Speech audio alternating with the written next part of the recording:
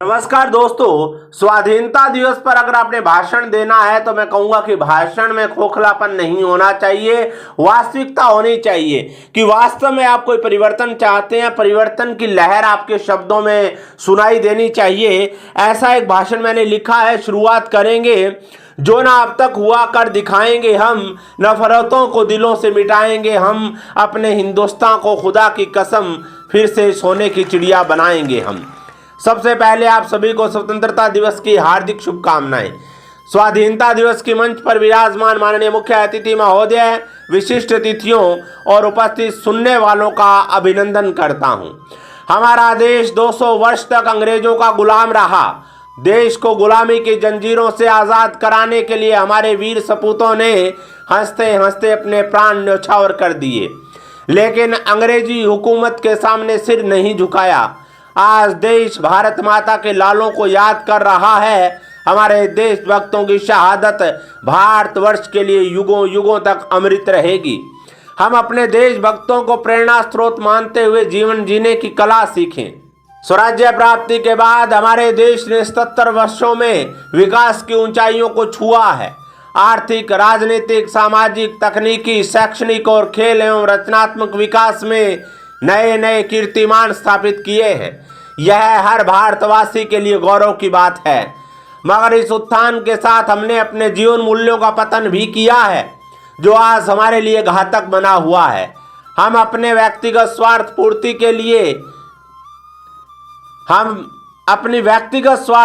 के लिए अक्सर ऐसे कार्य करते हैं जिससे कानून का उल्लंघन होता है और हमारी राष्ट्रीय एकता और अखंडता तक को आंच आती है।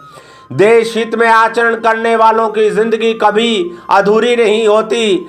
आज़ादी का सिर्फ किस्सा सुनने से आज़ादी की बात पूरी नहीं होती। देशभक्तों की प्रतिमाओं पर पुष्प अर्पित करने या आज़ादी का किस्सा सुनाने से कभी कोई देशभक्त नहीं बन जाता।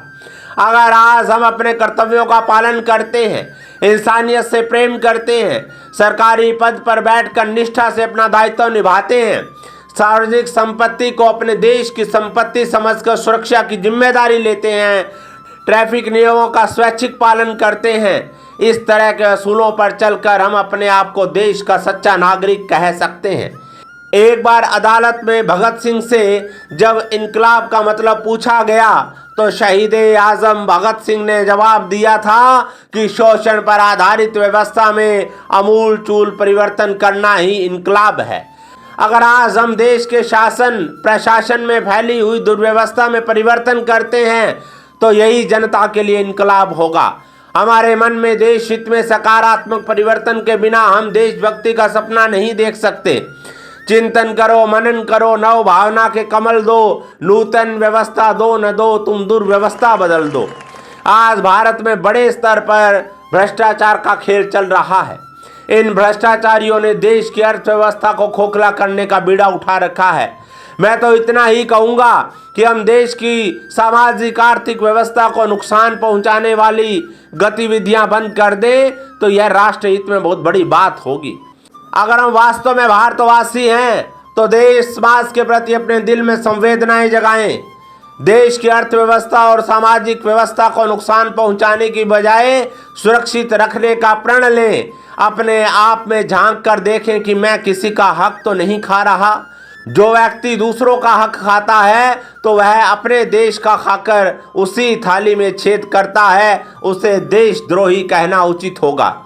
चलो फिर से आज वह नज़ारा याद कर ले, शहीदों के दिल में थी वो ज्वाला याद कर ले, जिसमें बहकर आज़ादी पहुंची थी किनारे पे, देशभक्तों के खून की वो धारा याद कर लें। आओ हम अपने देशभक्तों को याद करें और उनके दिव्य स्वप्नों को पूरा करने का प्रण लें।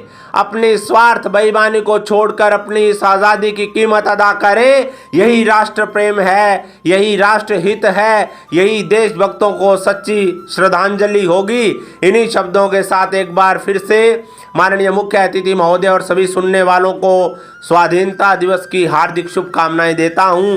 जय हिंद, जय भारत। दोस्तों, अगर आपको मंच पर बोलना सीखना हो, किसी संचालन की भाषण की स्क्रिप्ट चाहिए तो दिए गए मोबाइल नंबर पर संपर्क करें। धन्यवाद।